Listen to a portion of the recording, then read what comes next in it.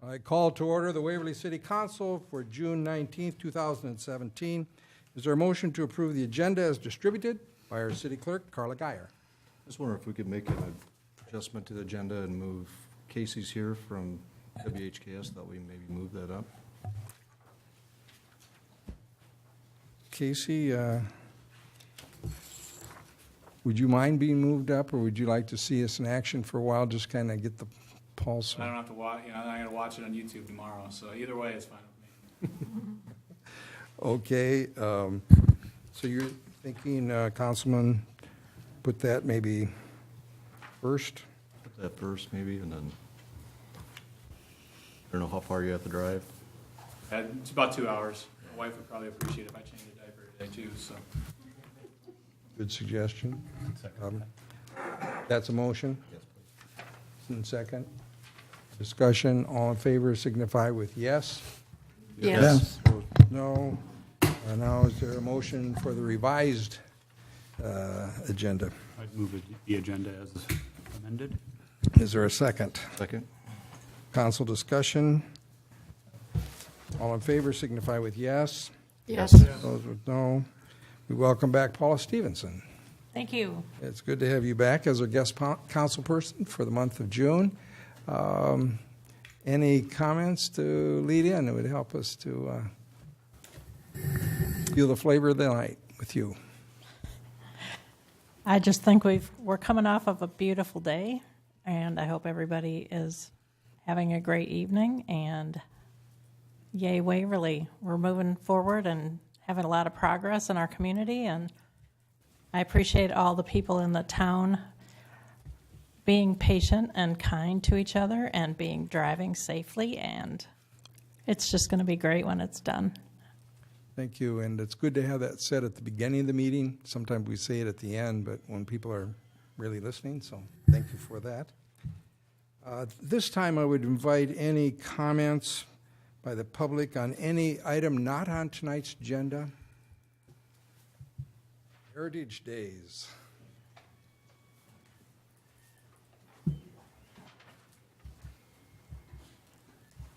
Good evening.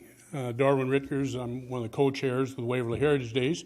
We'd like to just give you a little bit of a brief update as to what's going to be happening. Dustin here, one of our committee members, is passing out this year's booklet. It was put together, developed by our committee. In fact, the 20 that he has in hands, I just received about an hour ago. The other 4,980 of them will be here on Wednesday, and we will be distributing them all through town and through Northeast Iowa. We also have pamphlets that will also go to some of the smaller communities to help promote Heritage Days. This year is going to be very exciting. We got a lot of new things. Any items you see on the schedule that has the little red mark new are literally new items that are going to take place this year. We're going to start off on Thursday night. This is a first for us, first for the community. We are going to have a talent showcase. This is going to coincide with the municipal band at Coleman Park. We're teaming up with the chamber and the municipal band, and we are going to have about 2 hours worth of talent. At this time, we are now receiving entries. It could be literally of anything, of song, of instrument, juggling, what have you. It's just a talent showcase, something we're going to try, and looking forward to it. The response already has been good, so we anticipate by that night it'll be a fun and exciting night. Friday, we will, it's going to be a little bit different. We'll still have our car show. We're still going to have our 50s band play during that time. Our Heritage Day Hall of Fame, we have changed the time a little bit on that, which will start at 6:30. But our committee this time had discussed who we were going to nominate, and after quite a discussion, I think we have two nominees that in some way probably has affected every citizen in Waverly. When you start thinking about that, now how can that be? But we have decided on Fairway and Hy-Vee, and both have accepted and are very excited to be part of this year's Waverly Heritage Days. So we're excited to have them. We are also, this year, will be hosting our Grand Marshal. We are now ready to announce that will be Richard Ahrens, Dick Ahrens. Most everybody knows Dick. He is a longtime resident here in Waverly. He served on our committee for many, many years. He's a huge Go Hawk fan. He's also a huge Iowa fan. We won't hold that totally against him. But Dick's a great guy, a great volunteer. He's involved in a lot of different areas in the community on a volunteer basis. So we've nominated Dick to be our Grand Marshal for our parade this year. And speaking of the parade, just today we were able to confirm our route. That's been up in the air for a while, but we are going to go back to the route that we've had in the past several times. We'll be starting again at the Waverly Sale Barn, and then we'll proceed east down 5th Avenue to 6th Street, northwest, and then we'll go south, and from there we'll go straight to the fairgrounds. Now with 6th Street Northwest being done, it's an excellent viewing point along the dry run. I think it'll be really good to get back to what we've had in the past, so we're excited about that. Something we've tried to expand on over the years, and I think we did a pretty good job this year in our kids area. We have, our committee members have really worked hard with area businesses, not only here but in Blackhawk County, to try to bring some of the best quality type of activities for our kids. We've always had inflatables in the past, but we have doubled and tripled the size of those. They will not only be available for the kids and the youth, but they'll be available for adult use. So we've broadened that particular area. We have paintball companies coming in. We have a virtual reality system coming in. This is going to be brought in on a large trailer. It's air conditioned. It's so that kids, youth, parents can actually be seated in a large captain chair type situation and play virtual games. It can be competitive or it can just be on an individual base. Mom can go against daughter, dad against son. It's something we've never had before, but we're looking forward to it, and we think that that will be a hit. We've expanded our craft vendor area. Last year we limited it to 15. It went over so well, and we were overwhelmed by the number of people that wanted to come to Waverly. We restricted it this year to right at 40, but we could have doubled that easily. So we're gonna leave it at 40. We have vendors from out of all of Iowa area. We have them from Illinois. We have them from Minnesota. So the word's getting out, and they want to come. We just on a side note, we did get a call from New Hampshire that registered with us, and when it was all said and done, they thought they were registering for Waverly, New Hampshire. But after our discussion with them, we still may see them. They said they've never been to Iowa before, and this is something that they do that they may just turn out and make a vacation out of it. So, kind of an interesting point. We will also have our regular bingo, which is absolutely huge. I think I told you a couple of years ago I thought it was a ridiculous idea, and I was totally proven wrong. And it just continues to grow and grow and grow, and you probably won't be able to get a seat in the 4-H building. It's that popular. We are adding a painting and wine testing event, which will be, we're going to limit that to the first 25 people, but it's something new. We're going to try it. It seems to be something very popular these days, and we'll give it a try. Sunday, we're doing something totally different, and we're going to hold a fishing tournament. This is something that we had talked about over the last couple of years. Wasn't real sure how to approach it and how it would go, and we put some feelers out, and then we were contacted by Northeast Iowa Bassmasters, and they asked to jump on board, and they wanted to be part of Heritage Days. They have now committed to be a sponsor. They are going to provide all of our weighing equipment and a lot of prizes, along with Jim's Sports Shop here in town. It's an event that I think has potential to literally grow beyond our means. I can tell you that starting at least a week ago that I know, there have been out-of-county fishermen here scoping out the river.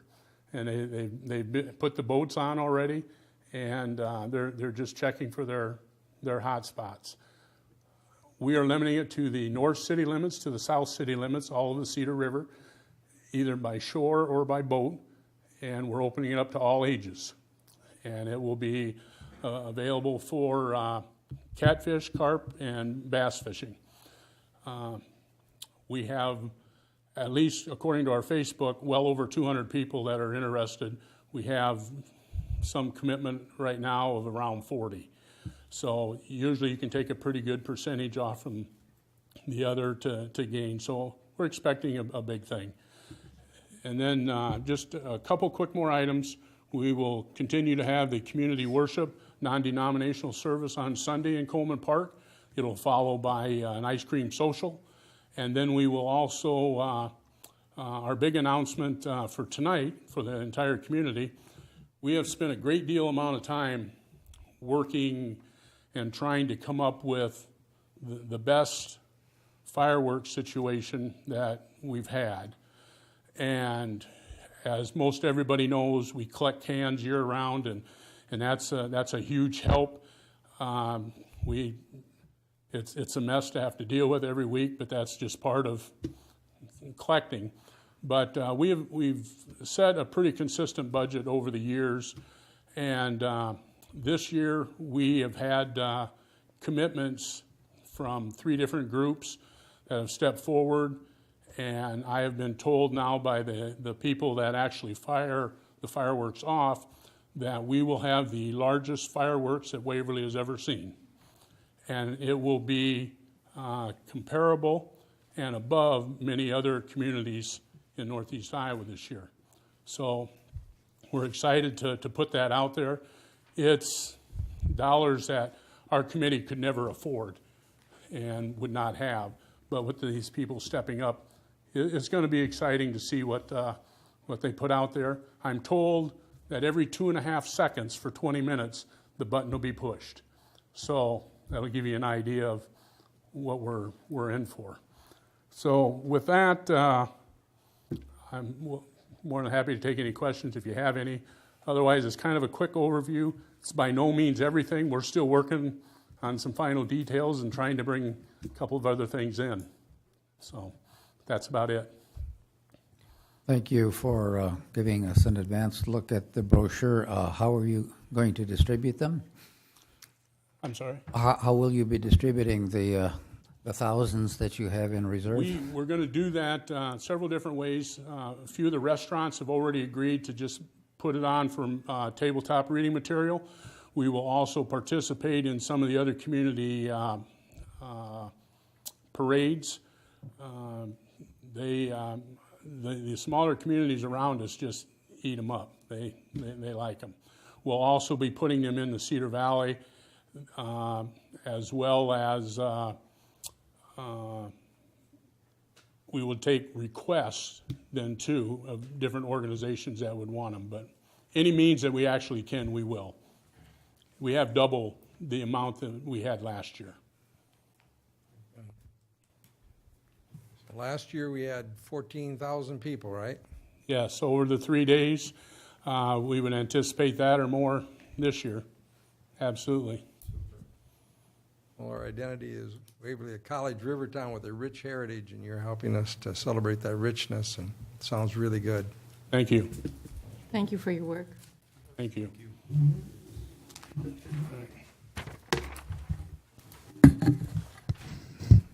Other items on anything that's not on tonight's agenda?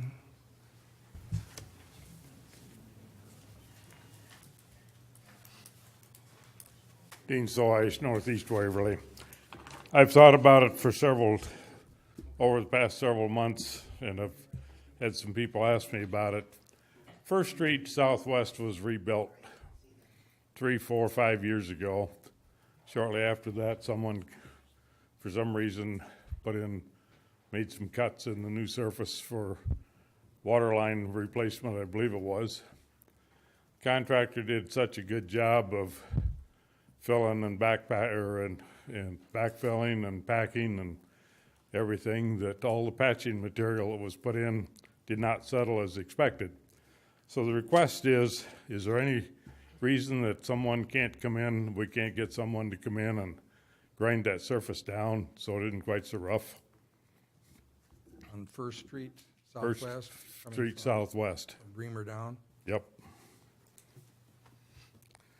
It's, if you drive a Cadillac or a Lincoln, it might not bother, but for those of us that consistently drive that with pickups and sometimes in tractors and other vehicles, that would certainly be appreciated if it could be smoothed out. Thank you. Other comments?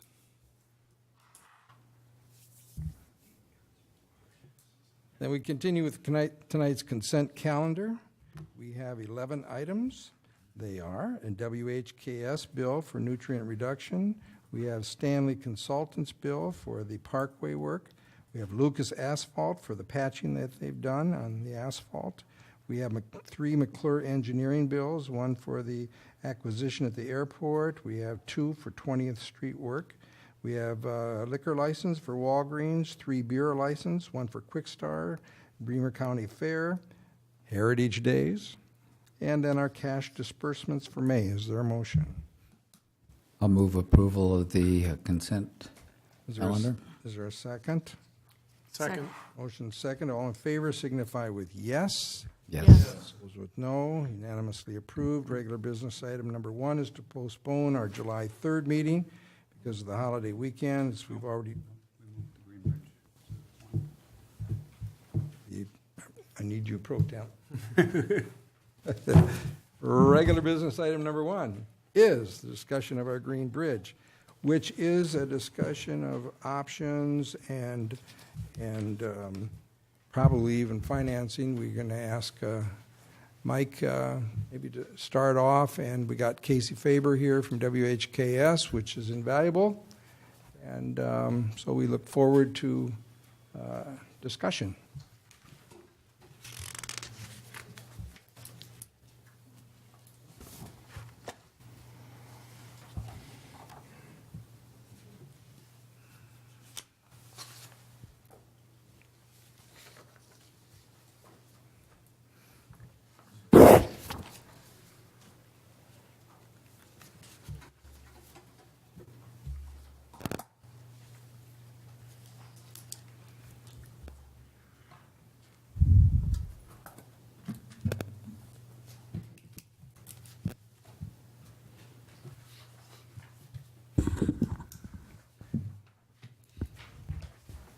Well, I guess James and I can kind of, we'll work on this together. We've spent many days and hours discussing this and kind of looking at maybe a more refined scope of services regarding the consideration of various bridge designs and options for a pedestrian bridge on 3rd Street Southeast in lieu of the bridge that we have today. So one of the things that, coming out of the May 15th meeting, that we were going to give consideration to were a variety of bridges that were built within the region more recently that we were aware of that would span the most basic to the more elaborate.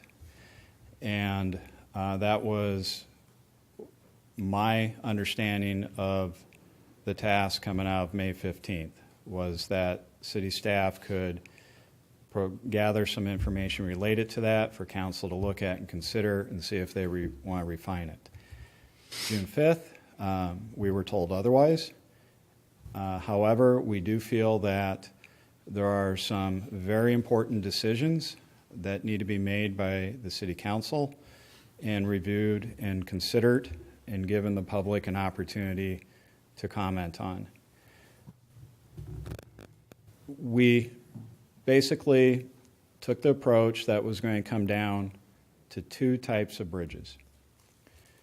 The concrete beam bridge, which is the most conventional, most basic of bridges, and then Similar to what Janesville which is right, completed. and I'll show you some pictures of that.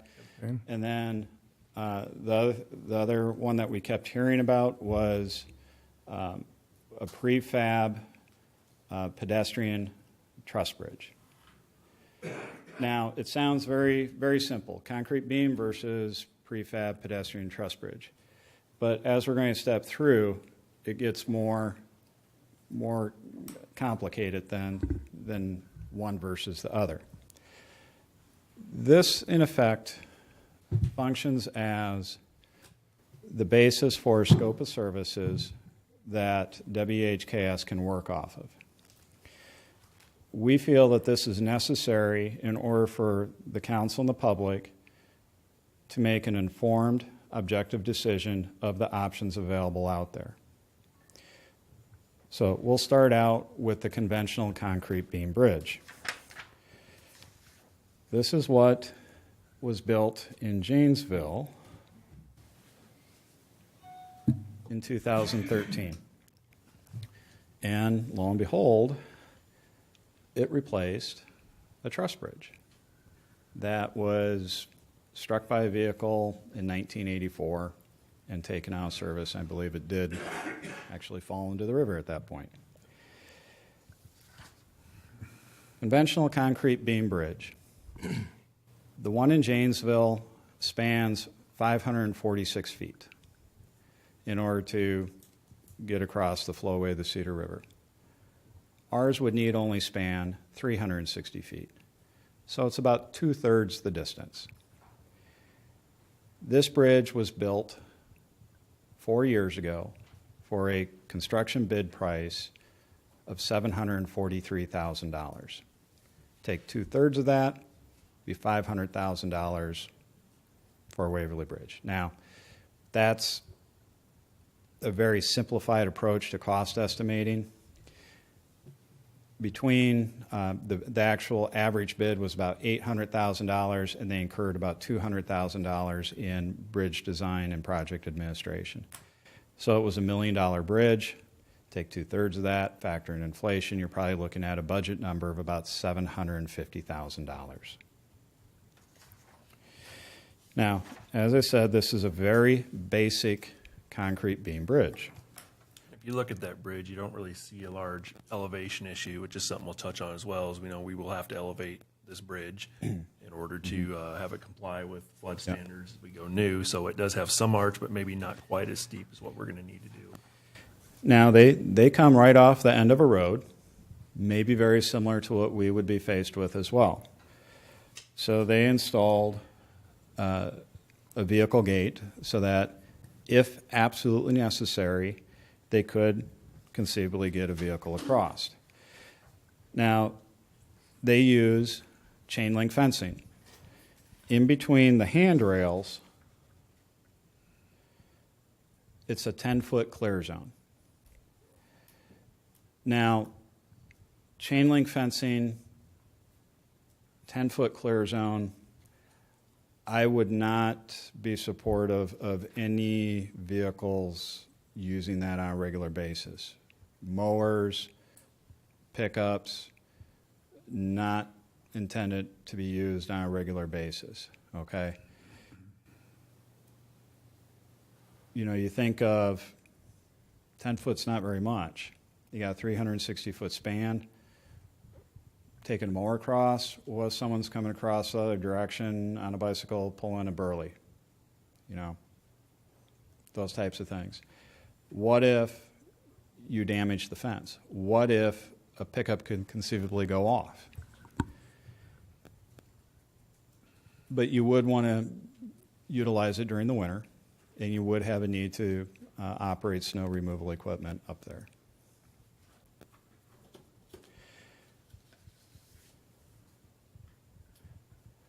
So on here, we've identified that the lowest cost, most basic pedestrian bridge that you could consider building would be a 3-span concrete beam bridge 10 feet wide with chain link fencing. Now, if you want to consider allowing vehicles up there on a regular basis, such as pickups or mowers, then we'd be looking at 12-foot wide with concrete barrier rail. If you want to have the ability to put light trucks up there, and it came up, what about ambulance? Then it'd be concrete barrier rail, 12-foot wide, but with a design live load of 10 tons versus 5 tons. So we've got 3 different options to consider with the conventional concrete beam bridge. The Janesville Bridge is only 5 ton Yes. live load. I think so. I think it's a minimum they have to make them. Is that correct? 5 tons? That's, now, there is a factor of safety. Yeah, you could emergency rate things, so. But 5 tons is the standard minimum for pedestrian structure. Right.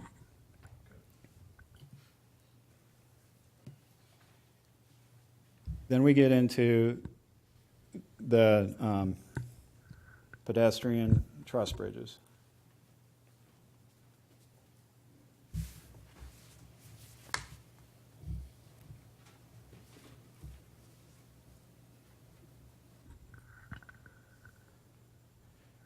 And this is from Contec. There's also Big R. Wheeler, Anderson, there's a host of Right. applications. But they're fairly similar in their design and concept. And so we have, depending on the span, you're going to get into, does it come in 1 piece, 2 piece, or 3 pieces that need to be assembled? Concrete deck, wood deck, corrosion-resistant steel, weathering steel, or painted steel. And let's see. This is what I'm looking for. So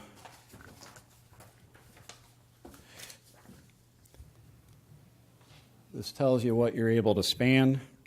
So if we go with, we got 2-span or 3-span. Can you go 2-span? Yes, you can. That'd be 180 feet. 3 spans would be 120 feet for each span. Those are considerations. Based on this, we'd be looking at the H section style bridge, which means that the deck is not sitting on the bottom chord. The bottom chord is actually up and the trusses are deeper. So it now is going to have to start to elevate that bridge in order to get the clearance underneath the bottom of the truss. So we start to lose some efficiency as we get into those longer spans. So we have a whole variety of things that we need to consider here. I think first and foremost, is it a 2-span or 3-span? The cost is not the same. The cost for 2-span goes up significantly per lineal foot. It's actually a function of, is it the square of the distance, almost, the moment? It's not linear. It's not linear, right? Corrosion-resistant steel versus painted steel. Painted steel is going to be more expensive, in the neighborhood of about 15% more expensive. Do you want to have a wood deck or a concrete deck? The concrete is going to be more durable, more match the life of the truss bridge itself, whereas the wood deck at some point would probably end up having to be replaced. Probably is only about half the lifespan of the actual steel structure itself. But cheaper, right? We've got, again, the 10-foot versus the 12-foot. If it's 10-foot, again, would not be advocating any vehicles up on that. If it's 12-foot, again, maybe looking at mowers and pickups, but not anything more than a pickup. Again, having to go from a 5-ton design to a 10-ton design on this type of a bridge is going to be a significant cost. We can have them look at it, but it's going to start to, again, significantly increase the cost on these types of bridges. Third item that we see as an important discussion item is, what do we do with the existing bridge? Do we demo and scrap it? Or do we look at salvaging and moving at least one of the spans? That has not been discussed. But we think that's an important item that we're able to say has been considered, been looked at. We've done the analysis on it, and the decision was made to do this because of this. The fourth element that we've been looking at is the financing. Mike, can we back up to that a minute? Sure. You lost me a little bit there. The removal, I thought the removal was included in all of the previous estimates that we had when we first started with your flow of options and the estimates associated with those. So We would, when we say salvage, we'd be referring to relocating one of the bridge spans to preserve it for historical purposes. but not as part of a pedestrian bridge? Correct. Okay. And I do think the cost was factored in. We're just looking at breaking out that separate, what does it cost to remove that in case that had to be done first, or if it wanted to be combined, or it was a separate vendor who did it. For Just the- to have that idea of what does it cost to take that out possibly, or relocate. From February 15th on, and actually going back to 2003, what I've heard about, we got to keep it. It's historic. It's part of our heritage. The last thing we want to do is tear it out. That's what I've heard for the past 15 years. Yeah, I think that may be the predominant view, but I certainly have heard other things too. Right. And this is where our thought was it would be important to show what the options are, what the associated costs are, so that an informed, objective decision can be made. Okay, so you're breaking out the, not so much the removal, but the preservation of it. Right. Do you Okay. drop it into the river and Yeah. go to town with torches on it, scrap it? Or do you look at preserving an element of it for the history and heritage? Okay. This is the scope of services that we thought should be included in an agreement with WHKS. Mike, on the Maybe it's not inclusive, or maybe it's too much, but that's what The starting point for we tonight looked to at. discuss, so. And then, like I said, the last item is the financing side of it. This is known information. As of last Monday, we got information from Intercog that there are regional funds available, $343,000.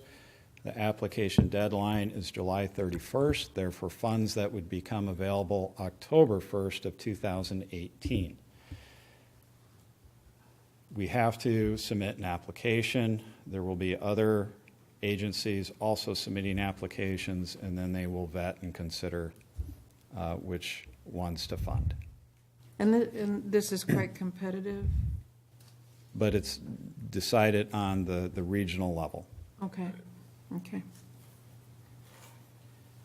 And then there's REAP funds, and then potentially there's community attraction and tourism funds that may be available. We're not sure of the viability, but Timing's an issue. Right. For this year, the timing is an issue. Is this something that recurs Annually. annually? Yeah, they do Mhm. CAT grants every Okay. year and REAP as well. But again, it's how quickly Sure. you want to move, how much can you get, and they are all competitive. But we wanted to look into it. I know we talked prior that Janesville did a really good job of getting a lot of funding other than tax dollars. But when I talked to them a little bit, they said it took almost 5 years, though, to get all that funding because of some of these processes were multiple attempts. And some of the other community funding are out 3 and 4 years in advance planned, kind of like RTA funds are. So if you don't hit that right away, you have to wait 2 and 3 years. So that's, they had time. They did it in 4 or 5 years. They got all the funding, and they were able to do most of it without taxing for it. So In the regional TAP funds, this is a one-time deal. Otherwise, they're going to be programmed out through 2022. yes. This is the result of the state. They basically suspended the program for a year while they rewrote the rules and regulations, and that's why there's basically double the amount of money available for federal fiscal year 2019. Is there anything with the safe routes to school or anything? This is it. That's it. It is it. They kind of started to combine some of that state level to the federal, Right. and so it's all being, again, that's why I suspended it. They sort of like to consolidate everything. It looks like more, but it really isn't when you break it all apart. But that's what you get is this large chunk of funding that they're going to try and plan out over the next 3 years, and that's what you're looking at, is the $343,000. Then federal fiscal year is October 1 of 2018. It would start, so that's when the funding would start to become available. Mike, it was helpful to see the example of the concrete beam bridge. Did you happen to come across truss bridge, just for the visual, and then cost comparison between the two?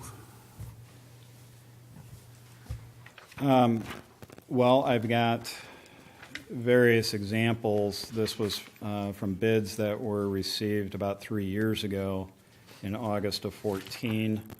And what they did is they looked at, so this is a 200-foot by 10-foot wood deck versus concrete deck. So that'd be a little bit shorter than ours, right? About half. Oh, about half. Yeah, this is per span. Oh, I see. So it was, for the wood deck was 290, just under 300,000. And for, You got to adjust or zoom out. You got to skew it up there. let's see, there you go. There we go. And having it designed for the concrete deck, and this does not come with, Casey, help me out here, does not come with the concrete deck installed, right? The pan is installed. Jump up. I did a little bit of preliminary work. James and Mike and I have been in contact. Some of this. You'll need the mic there, Casey. Some of this information came from us and previous projects that we worked on. A pre-stressed pretension concrete beam bridge, which is like what was constructed in Janesville. 10 feet wide, you're looking at about $750,000, probably just as what Mike had said. 12 feet wide, you could look up to about $850,000 to $900,000, again, depending on features, railings, all that type of stuff. On the truss side of things, as Mike mentioned, they're more expensive. Just from a construction standpoint, the engineering costs on our end are a little bit lower because we don't actually design the bridge. The bridge is designed by Contech or whatever fabricator would win the bridge with the contractor. We would need to design the substructure. All the hydraulics needs to be done, so that part stays the same. But from a total construction cost standpoint, you're looking for about a 10-foot wide. You're looking at about $1 million, up to 1.25 probably for a 12-foot wide. Again, depending on features. That's on a weathering steel basis. So as Mike mentioned, that 15% is the best information that we have from contacts we have at Contech and Big R that we've solicited information from in the last 2 weeks. I did a little bit of research too on, I got on their contact, you put that up so everybody can see it. Now I had a question too, before I talked with anybody on whether 2-span or 3-span was the best. And I spoke with Al Thorson this afternoon, I think you know him. Okay. Al Thorson also talked with Brian O'Connell from Minowa Construction. And they're telling me that they could build that bridge, a 3-span version of this bridge, this style. They could put that up for $970,000. Total cost, removal, everything. Does that, so $970,000, is that concrete or timber, and do you know what? That's concrete, that's a concrete floor, 12-foot wide, 3-span. Okay. And so that, where I said up to 1.25, that includes all the front end and construction engineering services, so the design on the front end. They estimated their engineering costs, or actually your engineering costs would be about $35,000. I don't know if that's... Just to design the substructure, perhaps that's a part of it. We have to do all the hydraulic permitting because this project is different. So we need to do survey. We need to do all the, I don't know if that includes any of the trail or any of that kind of stuff. You want to be careful to compare apples to apples when you're comparing construction prices. Was any of that done when you did the engineering on the... Some of it was. We tried to be the best stewards of anybody that we're working for, and so all of the survey information that we have is useful, but we didn't take additional survey information because we didn't want to waste your money. So we have to come back in and take hydraulic cross sections. They go in and they survey points across the river, a couple stations upstream and downstream, because this will need to be permitted. Since this is a new structure, it doesn't meet the same permitting standards as the previous structure. So I brought some of the stuff along from the FEMA flood model. I can show you what's going on here. I like the truss bridge because it does retain the historical value of the area, and everybody's concerned about history. And I really like what Janesville did. They put up their sign with a picture of the old bridge. Actually, you could even incorporate some of the truss parts to mount the sign to. Yeah, I mean, there's a lot of creative things you could do to maintain some of the history of the bridge. Depending on the cost, I don't know if I'd really be a fan of setting it over in the park. I think you're adding a lot of liability to it. Agree. That'd be my biggest concern with the span in the park. I mean, I like the concept, the idea sounds nice to put the span in the park, but then when I think about now you've got a steel span. Big steel monkey bar, Big steel jumbo monkey jumbo, bars yeah. and Yeah. things Kids for kids to climbing on it. climb on and fall off of, et cetera. It just suddenly becomes... there's a hesitation. Yes, thank you. In his opinion too, that that the unpainted, I think that one that I had on there was painted, I think is the way I drew it up first, but he said too that eventually that paint's going to come off, and eventually you're going to have to require maintenance, where the unpainted was a maintenance free. I know we do have, there's one down on... Yeah, you never want to salt them. We tell anybody that we do these for, you do not salt them because there's no protective, the steel is its own protective coating. If you salt a bridge like that, if it's a concrete deck, it will corrode extremely quickly. You can salt a painted bridge, but your maintenance cycle is going to increase quite dramatically. So we would recommend plow and brush as far as snow removal on any type of truss that's open like that to the elements above. But What do you predict a design life of something like this? this would be like any new bridge that we would do, would be 75 years with proper maintenance. And so that may mean the DOT has started a washing program for all the structures that they have built out of weathering steel. So every so many years, you might want to go out and power wash it, that any residue gets out of the nooks and crannies of the truss. You have a lot of connection points, and so we would recommend following that, and any other maintenance recommendations that the manufacturer that supplies it has. Definitely would recommend following those. So, How long does the permitting take, Casey? I know you said we have to get new sets of permits at DNR, I assume? yeah, until we have the survey information, we can't start the hydraulic modeling. Once we have that and the permit process sent off, the DNR would really be for us the critical path. We can't. It wouldn't be very prudent for us to move ahead with final design, elevations, setting the pier heights, setting the abutment heights, all that stuff, if we don't know that the permit's going through. We could do that if that was your request, but final plans and bidding before 6 months is not very realistic. So 6 months out for us to finish plans is really where it's at because of the permitting. The DNR review can be 3 months itself, and there's just a lot of projects going on. The state is understaffed. It's just kind of the few years of history kind of hitting us all at once here. We've seen 3 months as a pretty typical review. So you think that you could have final plans done on the timeline that in 6 months? Is that what you're saying? Yeah, most likely. So, and again, the best bidding climate is also winter lettings. The February letting that was done for the repairs, we saw really competitive bids come back, at that point. And January, February lettings are really ideal for the bidding climate. It's when contractors are really ramping up and getting work for the season ahead. So, just up here real quick. So, the hydraulics that we're looking at, this is from a FEMA flood study on major waterways. These are common. And so this is the Cedar River here. This beam right here represents the low chord of the existing 3rd Street Bridge. As you can see, the red line is the 50-year, and the blue line is the 100-year flood. And so because that repair project was being permitted, as long as we weren't changing anything about the original structure, putting it back where it was okay. We just had to show that we weren't raising the elevation behind the bridge. You can see these lines take a jump directly upstream because there's a narrowing of the stream, there's a blockage, and so the water piles up behind it.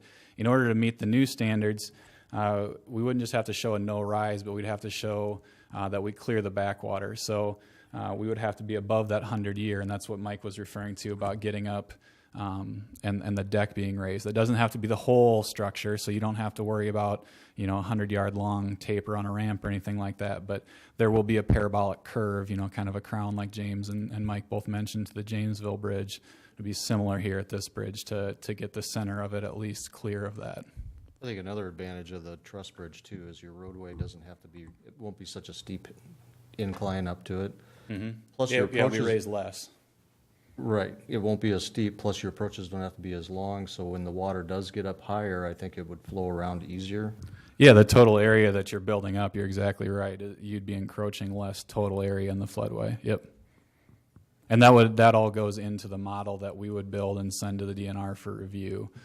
So it would be a balance of play of what you're adding versus what you're taking out.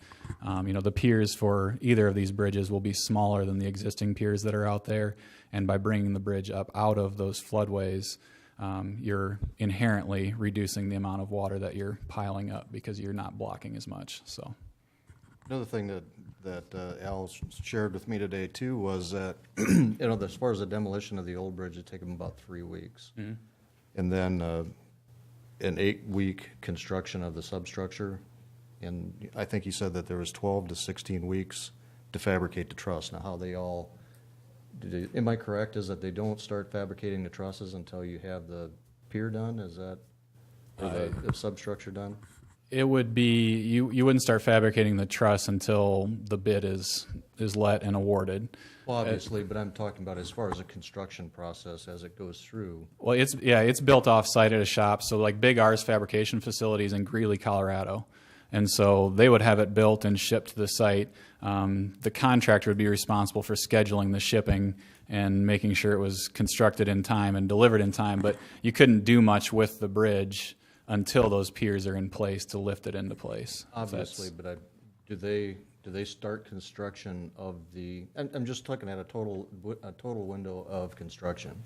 So do they actually start building the trusses until the piers and, They could be fabricating the truss while they're removing the existing. so Yeah. everybody can read a Yep. tape measure and they're all confident with that? So Yeah, no, that's you don't come and that's, the trusses is too short? the construction survey and the tolerances. We review the shop drawings, so none of that should be a problem. So. Sending big spacers with it just in case. Yeah, there's some No. shims. Yeah.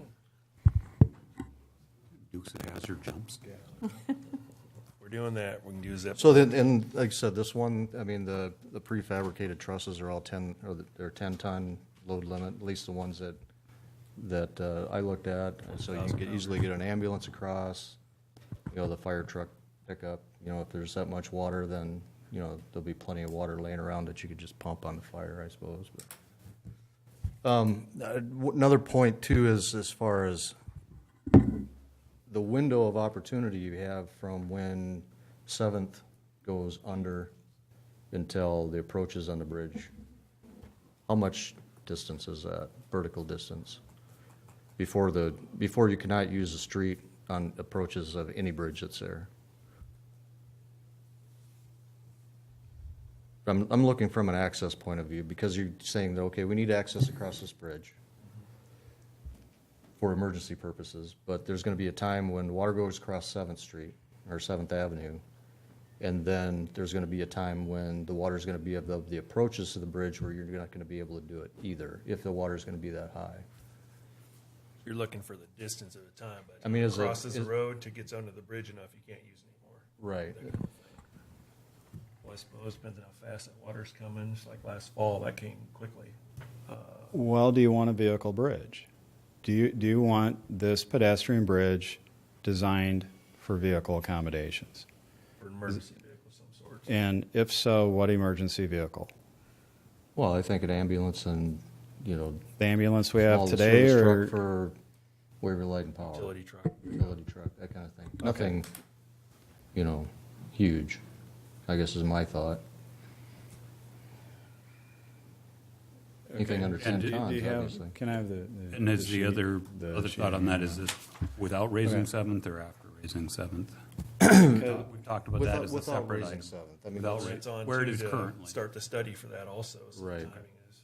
And that is all a different time too, but this is, Well, because to me, that seems to go together. If we raise 7th, then we don't have as much of a worry of a gap between it going over 7th and crossing the bridge. We still have the access. but that window of time where you're isolated, whether it was if it's a pedestrian bridge or a 2-lane highway, I mean, you know, street bridge, there's still that window of time that you're going to still have access until the approaches to the bridge go underwater.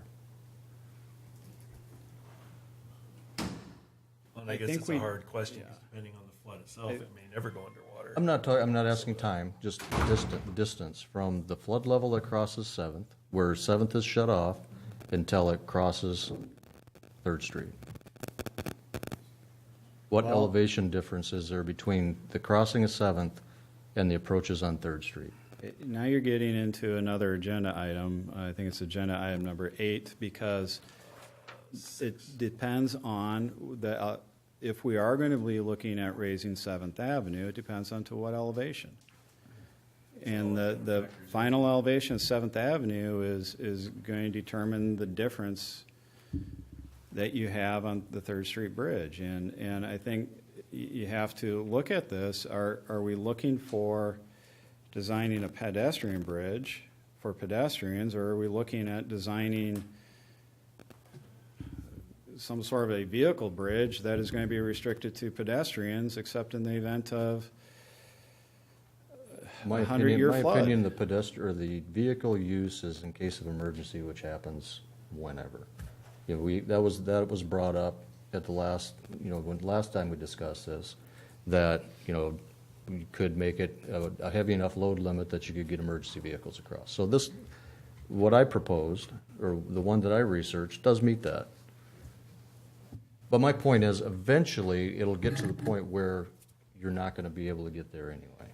In In 2008, there was no way you'd get across the Yeah, Beam a Bridge. flood that big. And that that's will my happen. point. Yep, it is possible. So we've had 6 floods in the last 24 years. So working backwards, we had last September, May of 13, and then we had in 2008 a 500-year flood, 99, a 100-year flood, and then in 93, in I think it was September and March, they were comparable to what we had last September. So raising 7th Avenue, our discussion internally is we think that 7th Avenue has the ability to be raised so that for 4 of those 6 events, you would have had vehicle access at all times on 7th Avenue. Sure. The only time in the past 24 years, or even going back into the 60s, I think, that you would not have had access was during the 100 and 500-year floods of 99 and 2008. So are we going to design a pedestrian bridge for those types of unique events like 99 and 2008? And I think a 12-foot wide prefabricated truss bridge with a 20,000-pound weight limit would satisfy access for emergency vehicles. Am I wrong? What emergency vehicles? Like you just said, emergent or a ambulance or a Waverly Power I don't service know. truck? Service truck, like No, not a boom truck, a service truck, the pickup based, with a bunch of tools on it, they can go over and they can shut off power. It's a regular utility truck. Right. Well, I think we need to Of course, find you're not out if gonna be able to that's, drive a boom if that's truck, what right? they would utilize. We can look at that. I mean, I think So- we'll do some that we were talking about. So, It's a so good you want to measure. see, what I don't understand, Dan, is are you trying to expand this, or are you trying to narrow it down to one item, which is a 12-foot wide, 10-ton load limit, prefab truss bridge, and that is the only thing that Casey is to look at? I think it makes things real simple if you do that. I think the advantages of making a prefab truss, it's historically relevant. You don't have to raise the roadway as high because you don't have this much understructure. And you still have the load limit. It's a pedestrian bridge. We have access for kids across the southeast school. That's what I had researched and what I had spent my time talking with people about. That's what I envision. I appreciate My thought on those lines is I'm interested still in hearing what the concrete kind of structure would be with the steel truss decorative or whatever to make it look. So we have the concrete base. So you're talking about a fully steel truss bridge with a concrete With deck. a concrete deck. I'm thinking more of the concrete base to the bridge with the steel sides to it. Steel railing. Steel railing, steel kind of the decorative that could, obviously not the fencing that Janesville has. That But there again, that extra decorative doesn't add any structural strength necessarily, just decorative. And you still have the lower substructure and raising the roadway, which again, Casey confirmed is you raise that higher, then there's more for the water to run around if it would get up higher onto that point. Yeah, I don't know if it's cheaper with the concrete rather than the truss portion of it. And Well, yeah, I think to it keep the absolutely look is. keep the look with the steel decorative for the truss, we would still have the safety element of the concrete, but then the look, the historical kind of. Why is kind of a comparison. is there any advantage in strength over the pre-stressed concrete or this? Are you talking the bridge itself, or are you talking about just the railing, Tim? The bridge itself is. Yeah, the bridge itself would be concrete. Both these bridges would be designed to whatever load you all specify. Whatever emergency vehicle. And I'm not exactly sure what the question is then. Cost differential for me, the cost differential between an all steel truss versus concrete with the steel decorative. So just the railing would be decorative, is what you're saying? Yeah. It's really hard to say without, looking into, potential options. I I guess for me, It's looking at- likely still cheaper to have a metal fence, a decorative aesthetic metal fence versus just a chain link fence. But I don't know if your question, Dan, was, is that any stronger?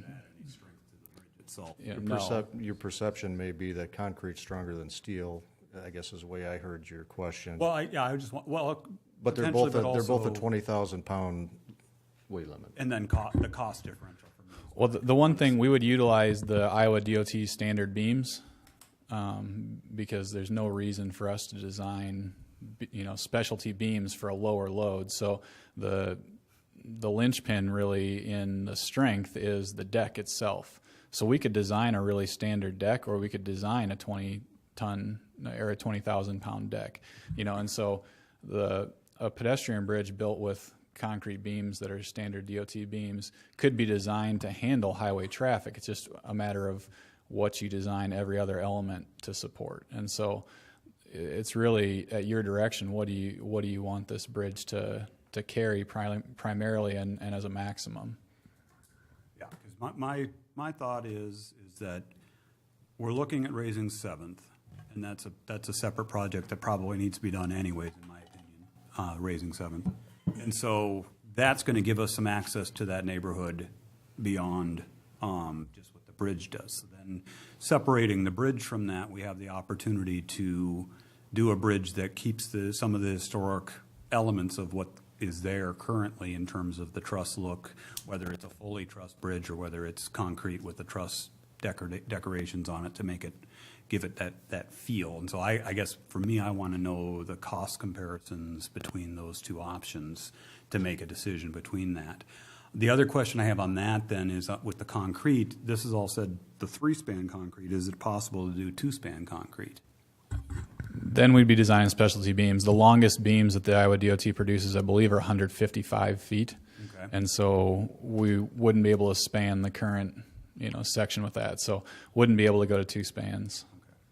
My thought was just having the single pier might, how does that impact? Yeah, both with the a standard flowway beam and- that might work. However, the advantage, you have a slightly less deep beam because you're going to 3 spans, so you don't raise it quite as much. And so there's advantages more than just the disadvantage of a second pier to go to 3 spans. So as far as what we're giving you direction tonight, my thought is to have kind of, instead of just a single option bridge, give us a couple options to look at to say, okay, we could do this, and the cost is this, and what it would look like, and we could do this, the cost is this, and what it would look like. And so then we've got at least a couple options to choose from and, have that. I'm still wondering how we're going to get citizen input into this. I know we voted for this as a council, and I think, we voted for a pedestrian bridge with very little citizen input, and now we're wanting to move ahead with spending some money, some significant money to take the next steps, and we still don't really have citizen input, or at least what I'm getting is still mixed. And I'm just, wondering if there isn't a way to gather that rather than to keep I think, going we're forward. always we are always going to get opinions either way. Sure we are. And But there we will need to never, listen to like those. Tim said last meeting, we will never have a consensus on this issue. No, of course not. Never. But It's- we I have mean- to have the opportunity for people to weigh in on some things. I mean, this isn't just a 2-person show here, Well, actually, it was a 4-3 vote, so there was 4 Oh, of us right, but that. tonight it's been a 2-person show. so. Well, I'm not even saying that. I guess in my opinion, I think we've had a couple of years' worth of citizen input as terms of what was wanted, this or this as the options. And then No, I haven't heard any citizens except from Mary come and talk about a pedestrian bridge. And I've gotten a lot of different emails. I don't know what you guys have gotten, but if we're moving ahead with a pedestrian bridge, how are we going to allow for input on these important decisions, especially if we're, I don't know what the cost difference is to ask you to do 1 alternative, 2 alternatives, to work those plans up and so on.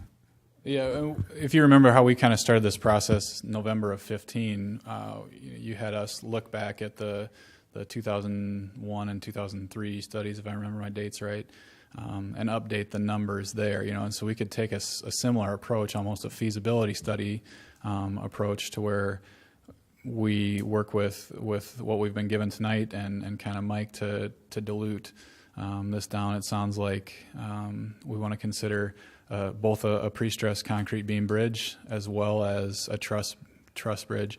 I think for the loads that I'm hearing unanimously, we're talking about a concrete deck. You wouldn't take a 10-ton vehicle over a timber deck on a truss bridge, so we can kind of eliminate some of that. And so we'd go back to working with Mike and James to say, all right, from this meeting, these are the things that we want to talk about. As far as options like aesthetic rail, like Tim brought up, that can just be a pretty easy side. This would be the addition for, or this is the cost for chain link fence. This is the cost for concrete parapet.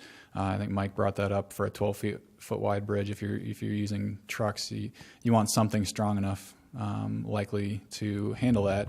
And this is the cost for an aesthetic steel rail, and so we could come back with kind of a table and a matrix, just like we had for that study, and say, here are some options. If that's the way that you'd like us to go, we could phase the agreement and work something out that's the road we travel down. Now that being said, that delays a decision to start survey anytime soon, and that delays permitting. And I just want to make sure everybody is aware of that. Taking the time to make the decision and get the input that you're looking for, if that's the route we go, it delays the start of design. Unless you'd also authorize at the same time to start survey.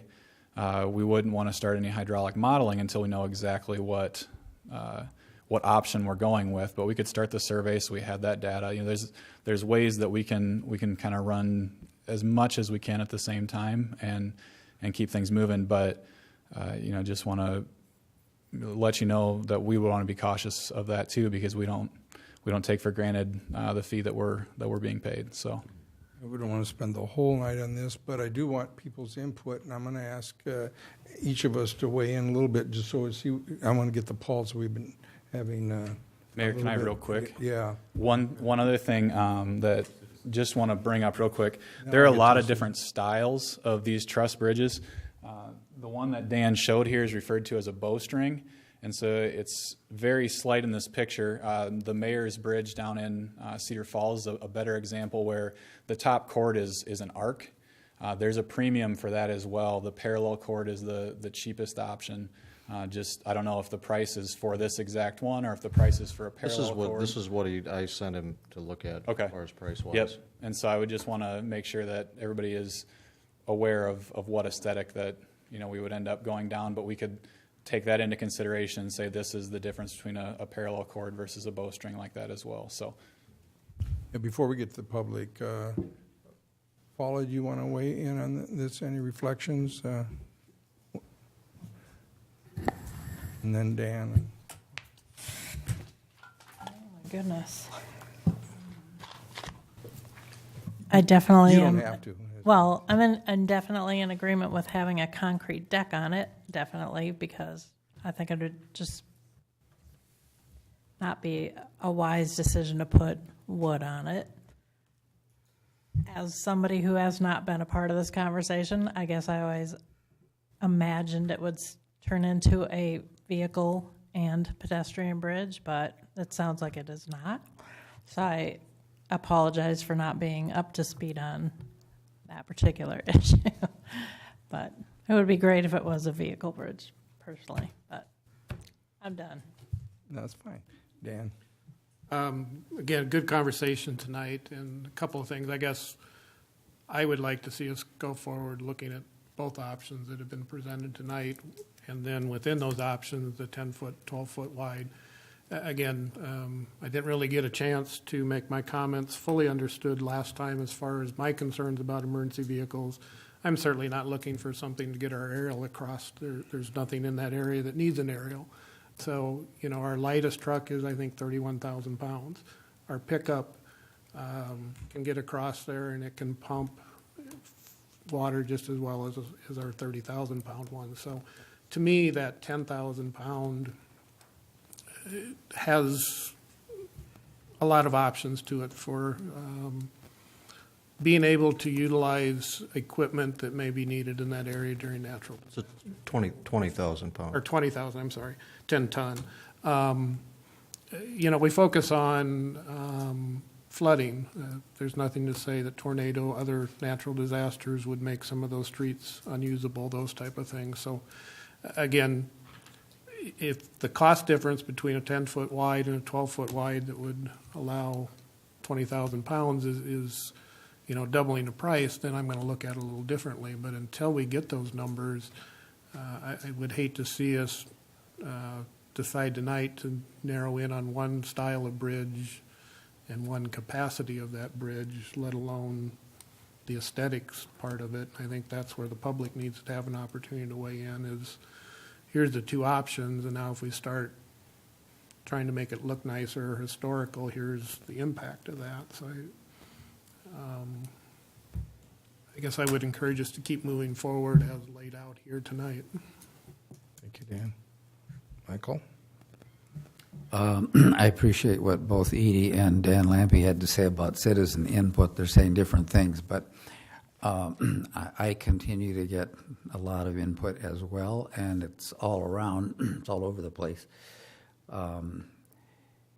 It's a good question. Should the council simply make a decision or narrow this scope and say that these are the things we're going to consider, which is not really asking for citizen input. It's saying that we're going to give you the options that you have to work on.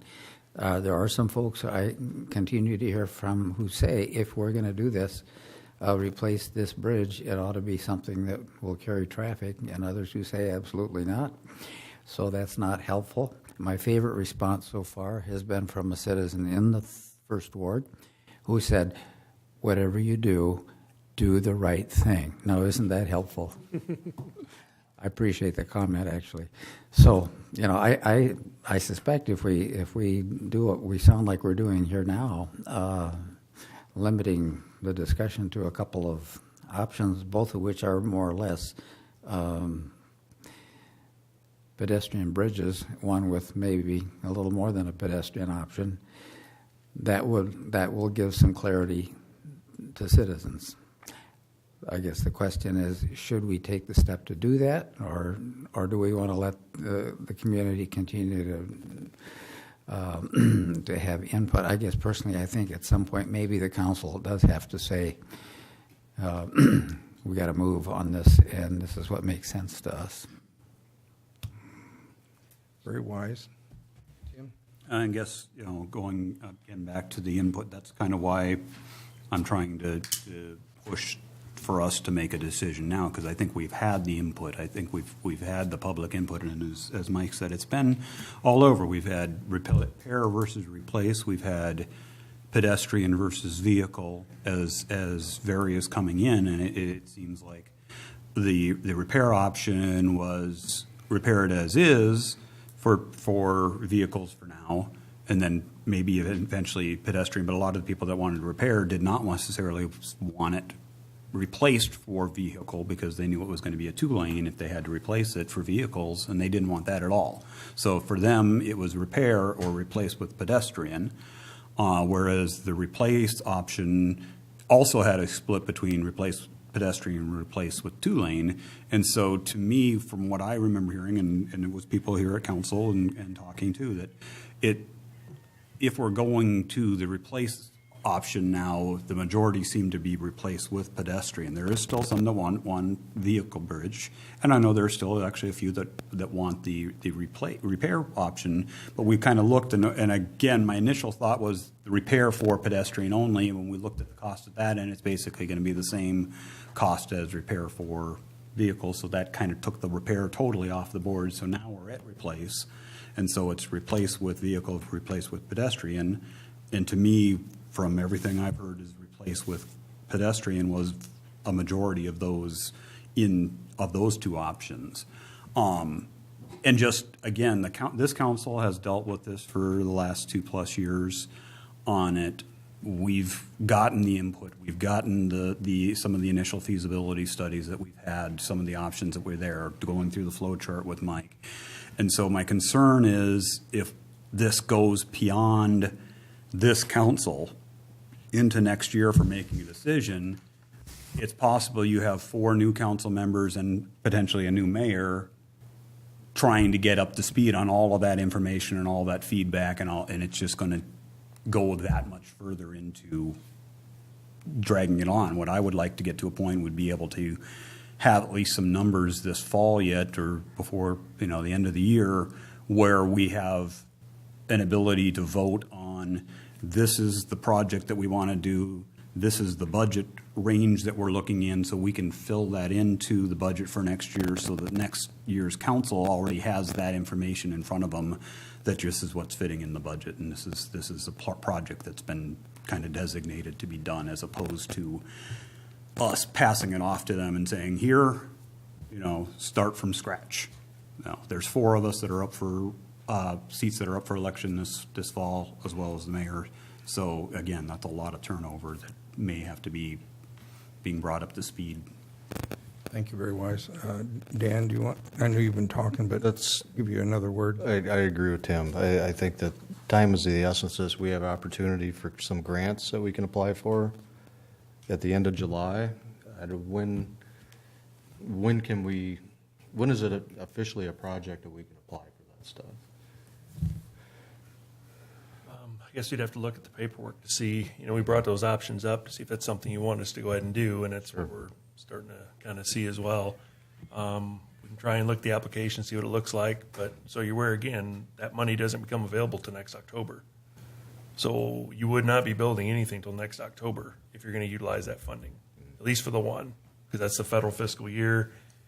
That's when they award it, and I'm not sure if they will reimburse you for what you've done, because the whole point is you utilize their money to do it, not get reimbursed for having the money ahead of time. Well, and that's, I guess, kind of why I'm saying get this on the plan so that we work it into our budget next year, because it's not in our budget for 17-18. So you're saying October 1st that we wouldn't get the money from the federal. Well, we don't have it in our budget until July 1st next year anyways. So that's where I'm saying I would like to get it in the plan so that we have it in the budget for July 1st starting next year. So if we have to wait a couple months into October, at least we've got it budgeted within our plan, and then if any federal money comes along with it, it can work with it, but at least we've got that chance to budget it now as opposed to trying to budget it within, a month and a half that we had this year to try to squeeze a couple $1 million in. My other thoughts too, they always, ever since this came up again, is, we've got a lot of projects coming forward. The Sea River Parkway, of course, that's got to get done. The sewage treatment, all this money that we're spending, and then why would we want to put another bridge that close within a mile of the Cedar River Parkway bridge? I think it just adds maintenance costs. It adds, just a vehicle bridge. Correct. Yeah. So, I think this fits. I think it's affordable. I think we just need to move forward with it. Thank you, Dan. Councilman Wallstein. Yeah, I think, I'm certainly supportive of exploring further, in terms, again, to me, a lot of it depends on the details that Dan and others have mentioned. What is the difference, it seems to me there are 3 key things that we're looking at. One is it pedestrian only?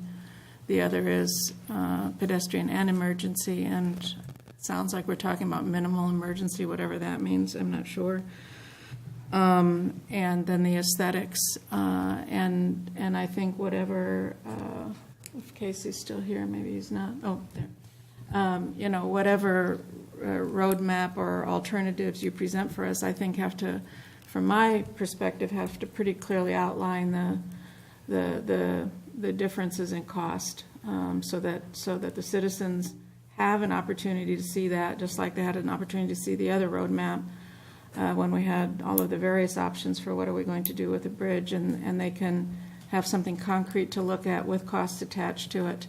Estimates, understanding that they're estimates, but the best estimates we can get, so that we can hear from them what it is that they ultimately do want in this so-called pedestrian bridge, which was, until today, and still is to a large extent, very undefined. And so I appreciate all the work that's been done, and I appreciate the desire of some to move this along quickly, but I think Mike Scher's comment is, or his constituents, whoever that was, comment in Ward 1 is to do the right thing, and you can't do the right thing if you don't have enough information. And that's not just for us as council members who are voting on this, but for the citizens to let us know what they're thinking, both in Ward 1 and in the rest of the city. So, Thank you. We're going to do some public input and then move on. Hi, Sharon Cashman from Waverly. I'm also on the Leisure Services Commission, and I work at Waverly Health Center. A couple things I'm hearing from people that I kind of question is the emergency versus pedestrian, and to me it's one or the other. I work at the hospital. If you're going to take an ambulance, you're going to go right down Bremer Avenue and serve this area. If you're going to go south of the river, you're going to take a different route. You're not going to cross that bridge to get to the south side of the river. Sharon, this is only in case of a flood when they couldn't get access to that area. It wouldn't be a normal. But the day. bridge took you into a flooded area, basically. You know, you got there and you didn't get anywhere because it was flooded all around. And same way, I mean, you had to go basically up and around through Crestwood to get back into that area. So, and same way with the fire. I mean, you're not going to try to take a fire across a pedestrian bridge. It's just not going to happen. It's too much weight to carry. And again, your fire truck, you're going to go the shortest path. So you're going to either go north or you're going to go south. So, you know, to me, it's a non-issue. It should be either a pedestrian or it should be car.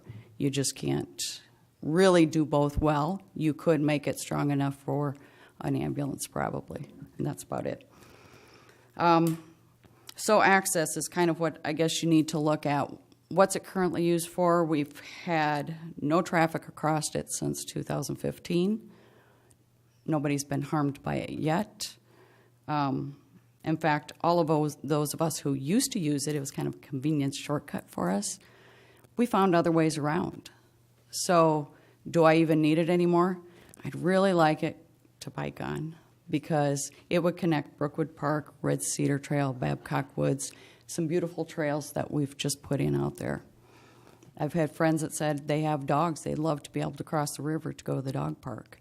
You know, just things like that. Easy access, connect the neighborhood, make that loop again, make that running loop, that biking loop. And just making it safe for the neighborhood, again, for kids. I know the Green Bridge, you crossed on the right-hand side, and then you had to cross a busy road to get over to Southeast School. So if it was pedestrian only, you could go right down the middle of the pedestrian bridge and stay safely on the left side to get to the school. My kids went to school there. I drove there. I knew what a rat race it was in the morning. Just making it safe, I guess, is the main thing. Making it bike-friendly and runner-friendly. Just connecting the neighborhoods again. It's so peaceful. I don't know if you've walked or driven down that area. It's so peaceful now not having traffic. You can bike and run down the middle of the road, not get hit by anything or worry about anything. It's just a neat neighborhood. And just a point about the CAT or RECAT grant. Because it's river enhancement community attraction, it does have to have city council approve before you can even get started. Can you get that done? Probably not this year, but for next year, you probably could. If you got all your ducks in a row, you probably could. It's something I could help you with if you wanted help. I've already done one. All right, thank you. Thank you, Sharon, for your leadership all over the place, but I'd like to move on, if it's possible here. Any last word, Mary? No more public input. Yeah, I'd prefer, unless you have something real new to say that you haven't said before, because we've gone an hour and 10. I was only going to spend about half an hour. So if you have something new, and give you a minute. Yeah, Mary Sheldroth. I used to represent Residents for Repair in Southeast, and now we have a group called Waverly Ped Bridge. And we're excited about this new venture and looking forward to it. An email's been sent to council that we believe the Head Bridge will preserve, protect, and provide. It will preserve our historic Southeast District, which we've talked about many times. It will protect, as Sharon mentioned, it's much safer for all residents and pedestrians. But the last one is something new, and that is the fact of it providing, and that is a pedestrian bridge inside our city. We look at it as a new venture, similar to something that would be a Blue Zones emphasis, encouraging healthy living, opportunities for perhaps various walks, runs, biking events for causes. We spoke to the commission last week with Tab Ray's group just about that possibility of what this could mean to Waverly. So in a sense, we aren't looking at it as backward thinking that it will be something smaller and narrower, but a forward thinking that will be enhancing the culture and of our city and what that means to us. So that's the exciting new part for us. Thank you. Okay, I want to keep moving, but I want to make sure, City Administrator, that we, is there anything that we, Can I have from your ears? Can I have one more?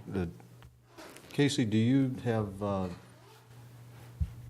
how do we go forward here? Do you have deliverable here? I mean, what can we expect? Yeah, so I think, Edie was talking about that public info session that we did before the council meeting in February of 16. It would look something like that, again, where we could bring displays. We'd have a matrix of costs. I don't know if it's in the resolution that was already passed a few weeks ago, if that provides us authority to work with Mike to put an agreement before you. I think that we needed an agreement before you, probably at the next council meeting, before we would, be able to start any work on it. But that'd be the deliverable, would be a feasibility study, and we could put a second one. Like I said, we could start survey, and so we could put a second agreement that's separate, and you could consider both if that. I just want to make sure that we won't walk out of here today and say, well, now what do we do? Or Yeah, we'll be on the what's phone. going We'll be on the phone tomorrow and kind of work some of the details out to get an agreement in front of you. Looking at July 10, well, depending on your vote, July 3rd, July July 10. 10th for what? The agreement. For the them agreement. For to agreement. Lock this down and go forward. To do the engineering work. To start with the feasibility study and have a report and At that time, you'll have two different options, or whatever options for.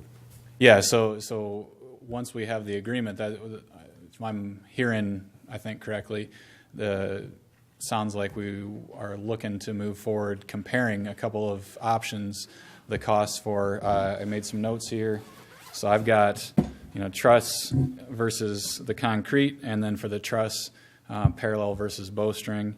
The rails, we'd look at chain link versus a concrete parapet. We could look at a form liner on there, just some minor modifications that would be aesthetic. And then also an aesthetic truss resembling metal rail, a 10-foot versus 12-foot width. Look a little bit at width, the width related to the load. The 5-ton is typical for a 10-foot, 10-ton is typical for a 12-foot and above. We could look at what that cost implication is for both of them, though. And then, like I said, running the survey parallel, we could do a second agreement for that, aside from the bridge feasibility study. One thing maybe we could clear up right now, Mike kind of brought it up, what do we do with existing 3rd Street? Is it remove and scrap, or is there any desire by council for us to, it's a really hard number for us to pin down, but we could do our best to reach out to who else is out there and who's salvaged these. But I heard a lot of people talking about liability and whether salvage is even desired, and so I kind of put an X through it with a confirm, but it seemed like scrap was the way that most people were leaning from public comment or from council comment. I would like to at least see what the cost is. I mean, my lean is towards that, but I know there are people that would like to at least. Yeah, so the really difficult thing is, do you preserve an entire truss and move it into the park, like Mike said? Do you preserve, a member and, place it, somewhere? Or what scale is this preservation at? And so any estimate we give you is really, really contingent on And I know, scale. because I So- know our Historic Preservation Commission has done issued some statements in terms of what they would like to try to do, so working with them. I can don't talk with them too, next meeting. Yeah. See what they would like to see. I know the plaques, of course, we would want to keep those. Yeah. Those would be fairly easy. That might be something that, you know, is really irrelevant towards the discussion of which you choose now, and so we could incorporate that into the discussion once you make a decision of what's going to happen with the existing bridge, because until we have recommendation or ideas from them, it's really hard to give any sort of cost. Okay. Does that seem fair? Just I'll pause on that. for now. I know that Yeah, no, there was discussion from them. They were the ones kind of driving that. Let's yeah. put it in the park and Yeah. memorialize it in that way. But I want to wrap up. Is anything that we're missing that we better do? Just one question. So everything you just talked about, you would not have that for July 10. You would start that after the agreement was approved July 10. Exactly. We'll get an agreement together So for make the sure next it's out council there. meeting. Just the way that we do work is, you know, because you need to sign off on the agreement. We can't start anything without an agreement in place. The agreement will be to build to design a bridge, is that correct? The agreement would be to do this study of cost comparisons. The various options. Because we can't put an agreement together for what we're designing until we know what we're designing. You know, until we know which option. We could put a lot of contingencies in a really complicated agreement, or we could just, you know, kind of give you an agreement for worst case. But it's not very prudent for us to, you know, do that with city budgeting purposes and everything. So I guess that's what I hoped for. I was disappointed 2 weeks ago, because I thought we would have been 2 weeks. You would have been here 2 weeks ago, and then tonight you had been to that point. But yep. Okay, we've come a long way. Thank you all. And it was a very cogent.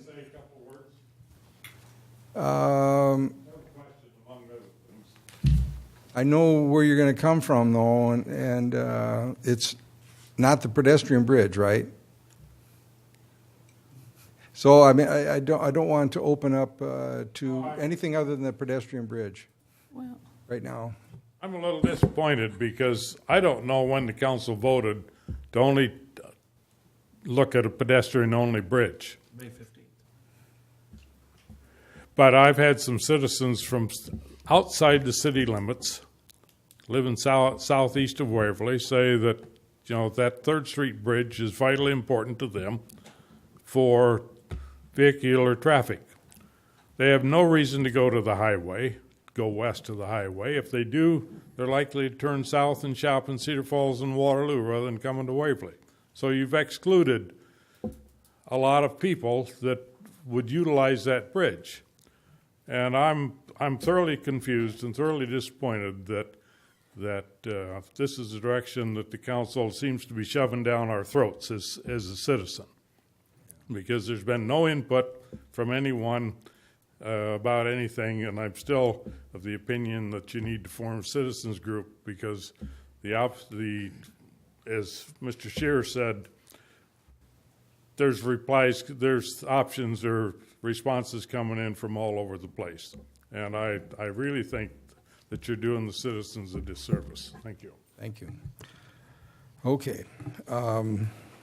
That was regular business item number 13. We go back to regular business item number 1, which is to postpone our July 3rd meeting because of the holiday. Is there a motion? move approval of postponement of July 3rd, 2017 meeting to the July 10th, 2017 for meeting. A second, please. Motion and second. Council discussion, public input. All in favor signify with yes. Yes. Opposed with no. Carried. Regular business item number 2 is to set a public hearing date to look at our summer sidewalk repairs. Go directly to a motion. Move to set the public hearing date to review the citywide sidewalk repairs 2017 project plan specifications, form of contract, and estimated cost for July 10th, 2017 at 7 p.m. at council chambers of City Hall. Second, please. Second. Council discussion, public input. All in favor signify with yes. Yes. Yes. Opposed with no. Carried. Regular business item number 3 is our annual approval of transfers. Motion, please.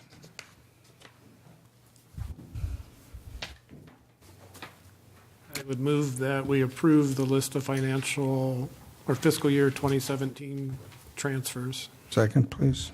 Second? Council discussion. Public input.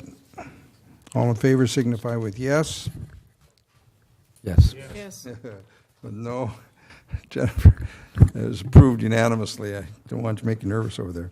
Regular business item number 4 involves that Two Rivers paying the state of Iowa, and then Waverly for restitution. I think this was healthcare oriented. Just a quick overview. This is an interesting one.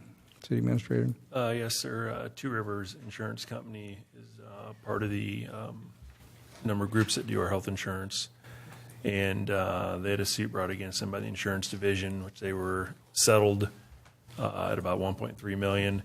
Since Waverly had only been with them a matter of months, our amount of that total settlement is less than $2,000. And so we decided we would still take that and accept it as part of the settlement, because if we don't, it'll just be dispersed among the other cities. And so we might as well take the amount that was ours for our 6 months of being involved. And that's what you're basically approving tonight, is us accepting the $1,900 that we would get for settlement. Okay. And Bill, you reviewed all this, I assume, and there aren't any sort of hidden risks in this, or? We're just releasing any liability, or Yeah. any of their liability, we're taking the settlement. Right, but also not holding them responsible for anything, except for those exceptions. Who are those 3 or 4 people? Why? And it's in the second paragraph, and there are 3 or 4 people named by name who. Let me find that. And I was curious about who they are The and Carrie why. Ertz and Scott. Why they're exceptions. Kevin Carr. They must have had, somebody had a different sort of liability that they preserved them from the settlement. I mean, they're not included in the settlement. They're not necessarily. They're not released. Waverly people. No, they're not at all, but I'm just. They're employees of the company, and Right. they were not released. So that must have been so that other people could continue a case against those individuals. This is the company's settlement. Right. So they're basically excusing everybody, as I understand it, but those people. Right. Who still may be held further to the liability of the law Yeah. going forward, as they may have been an integral part of what happened. Right, right. So they're Okay. dismissing everyone else except those individuals. Okay. Motion, please. Would move resolution 1775, a resolution electing to participate in a distribution of the restitution amount ordered pursuant to the consent order entered in by the Iowa Insurance Division, the Two Rivers Insurance Company Incorporated, on May 22nd, 2017, and release Two Rivers Insurance Company Incorporated. Second. Second. Council discussion more? Public input? For the record, sir, the exact amount is $1,981.12. Just want to make sure that was entered in. Minutes, thank you. Roll call vote, please. Gade. Oh, sorry, he's not here. Resnick's not either. Kangas. Yes. Lampy. Yes. McKenzie. Yes. Chair. Yes. Waldstein. Yes. Resolution 17-75 is unanimously approved. Regular business item number 5 is to put the Green Bridge on the National Register. Let's go directly to motion.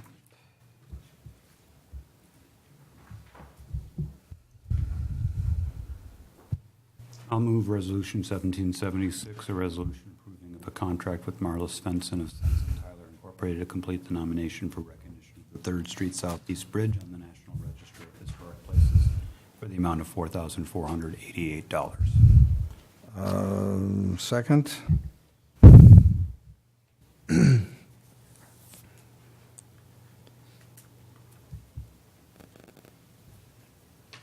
It dies for lack of a second if nobody seconds.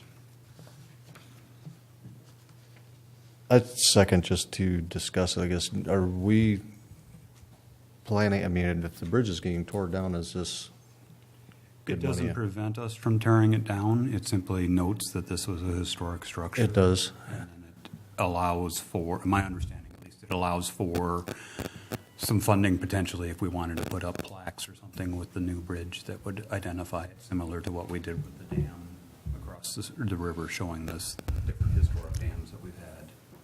True, but is the cost of the plaques going to exceed the cost of, the extra cost of? Yes, that was kind of my concern. It was nice to have it.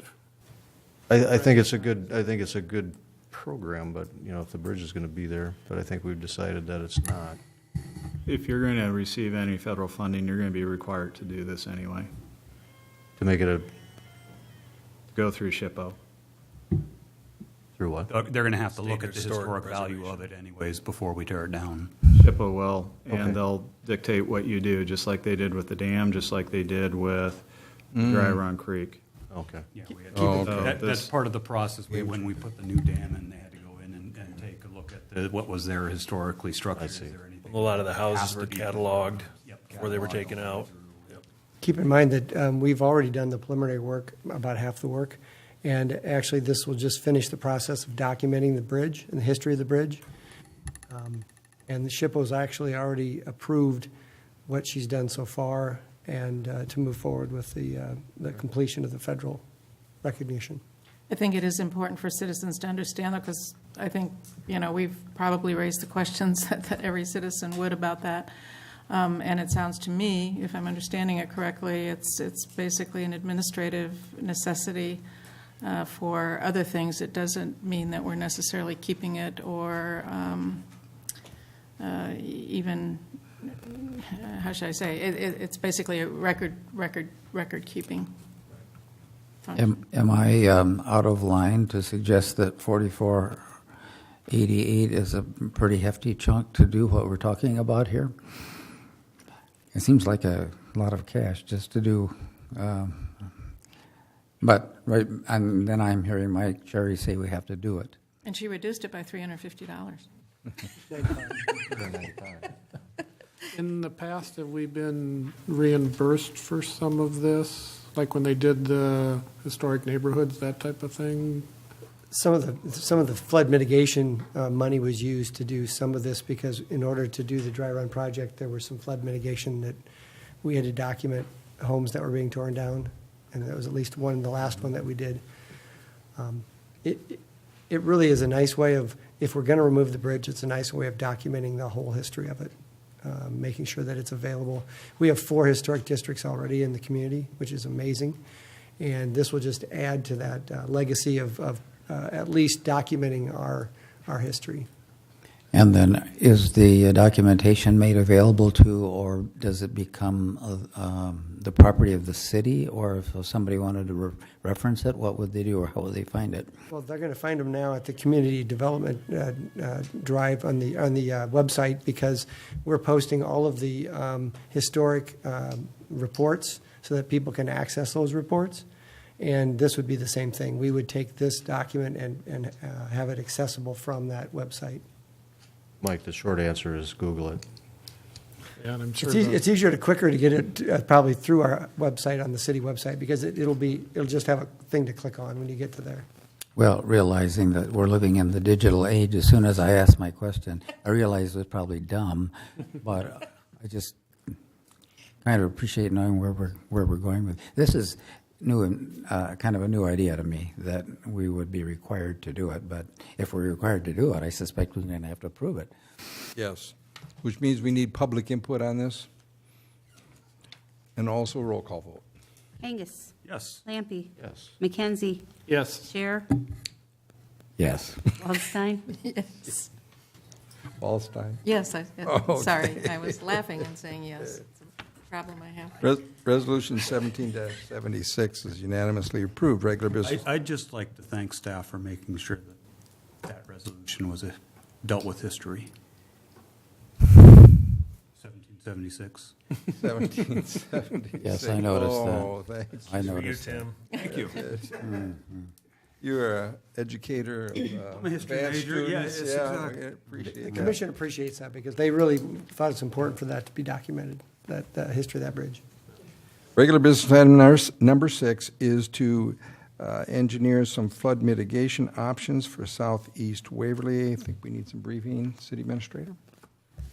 Yes, sir. We've kind of mentioned this a few times already tonight. We have budgeted to do an updated review of the southeast flood area to see what possibilities could exist from elevating 7th Street to some work at 4th to just kind of bringing back to the council some of the items that were discussed years ago without hopefully the price tag that was discussed years ago, as it would not be quite the extensive, complete flood area that was done the first time, but more of an update of more of the feasible items that might be able to be done. So that is what we're proposing, and as I said, it's budgeted for $25,000.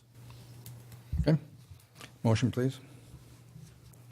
Before we make the motion, just a question. When our language says not to exceed $25,000, should we assume it may well be less than that? It better be or up to. That is the point of that item, so I'm glad you brought that up, is not to exceed $25,000. Which means you'd be willing to make the motion? I will move Resolution 17-77, resolution approving an agreement for engineering services with AECOM of Waterloo, Iowa, for the Southeast Waverly Flood Protection Feasibility Study update for a not-to-exceed fee of $25,000. Second, please. Second. Motion second. Council discussion further. Not to stretch out the conversation too long, but in the past, I thought we were looking at a dike or something like that versus physically raising the road or Levy. Yeah. a levee. I think that's an option as well. We looked at a couple different things to try and help alleviate some of the flood issue down there. I know 7th Street being raised is one of the bigger ones is being talked about, but I think there were some small levees connecting two areas to kind of, instead of the Huskell barriers, maybe an actual levee instead. Again, there was all kinds of things put in the original agreement, so we're going to see what they can bring forward to do an updated version of it, again, without the extensive, complete sealing off of that area, which was not financially feasible at the time. There were 3 options that were considered the first time. The lowest was 100-year flood elevation. And what they're going to do is they're going to just update those cost estimates and put a new aerial, an updated aerial underneath them. But then we're going to look at option 4. And option 4 is effectively raising 7th Avenue Southeast. And there was some initial discussion about maybe we just do a levee on the north side. The dilemma with that is the water's going to come backwards through Crestwood Park and flood the road anyway. So the roadway itself needs to be elevated, and that would be the better scenario. And so that's the option that we're going to look at for option 4. But we'll get updated cost on the other. On 1, 2, and 3, yeah. Okay. And it's not going to be pretty because it didn't go down. Yeah, I'm sure. But Public input. Roll call vote. Lampy. Yes. McKenzie. yes. Scher. Yes. Waldstein. Yes. Kangas. Yes. Resolution 17-77 unanimously approved. Regular business item number 7 is to do a geotechnical engineering on the 20th Street Northwest. Comments on this? This is pretty routine as part of the engineering. Yes, sir. Terracon needs to come in and do some surveying with the railroad and 20th Street as part of the 30% plans that we're trying to get completed. I believe this will be some of the boring Yep. to determine the roadway. Right. So this is a specialty engineering firm, and they usually solicit quotes after we choose our prime engineer. And it's just a matter of going out and taking soil borings. We had put a budget number of 10,000, and this is coming in under 5,000. Good. Motion? Move Resolution 1778, a resolution approving an agreement for geotechnical engineering services with Terracon of Cedar Falls, Iowa for the 20th Street Northwest reconstruction project for a not-to-exceed fee of $4,550. Second. Second. Council discussion further. Public input. Roll call vote. McKenzie. Yes. Scher. Yes. Waldstein. Yes. Kangas. Yes. Lampy. Yes. Resolution 17-78, unanimously approved. Regular business item number 8 is to file with the FAA the 90% reimbursement for the land acquisition at the airport. Motion, please. I'll move Resolution 1779, a resolution approving a Federal Aviation Administration application for federal assistance SF 424 for the Waverly Municipal Airport's runway safety zone. This is to get our 90% back. More council discussion. Oh, seconded? Second. Thank you. More council discussion. Public input. Roll call vote. Chair. Yes. Waldstein. Yes. Kangas. Yes. Lampe. Yes. McKenzie. Yes. Resolution 17-79 is unanimously approved. Regular business item number 9 is a new carrier for our natural gas. Save us a little money on our town buildings. City Administrator? Yes, sir. We were approached by a company called Wood River Energy, who's been doing some of this activity in the city itself. There's a number of businesses that currently use them to save a little bit of money on their natural gas payments. They will guarantee the city a 5% reduction in their natural gas billing for the next 3 years, and then so after if we would choose to. It's not a significant amount of money overall, maybe $1,300 for a year, but again, it's maybe the efficiency of it we're trying to get to. And without any real cost to the city, they basically step in as intermediary. And I don't know if they're buying in bulk or how they're getting their margin to make their own money. That wasn't my problem. The fact that they're guaranteeing us a 5% reduction, and there are quite a few cities in the state and also locally businesses from Rated or Rolling that are already using this also. It seemed like a fitting thing to at least put before council to consider. Sounds good. Are there Motion? transition costs? I mean, or is it just turnkey? No, ma'am, it's turnkey. They've done this a number of times, and it's just documentation. In the additional documents you see, we're looking at about 4 or 5 different buildings, from library, public works, this building, one of the lift stations, and then the sewer plant, I believe, is the other one for the natural gas. So not all buildings, but some they felt they could save the guarantee on and be comfortable committing to that. They're using the current infrastructure, they're just I think negotiating. they're the hedging price. a little bit. We didn't get into the specifics of how they're going to make their money. It's still coming from Mid-American. They're just the billing agent that also then guarantees the difference. So if, for instance, they could get an 8% margin on what they're doing, we still got our 5, they're making their 3. But if it's 4, we're still getting our 5, they're getting the -1. It was just So all they're the gambling that way with it. construction that's going on with the natural gas lines and stuff. I wondered if they were coming in, putting their own infrastructure and. No, sir. They're using the same piping. They're just doing the administrative portion differently to try and gain some percentages off the total. So. Good. Dan, do you want to move it?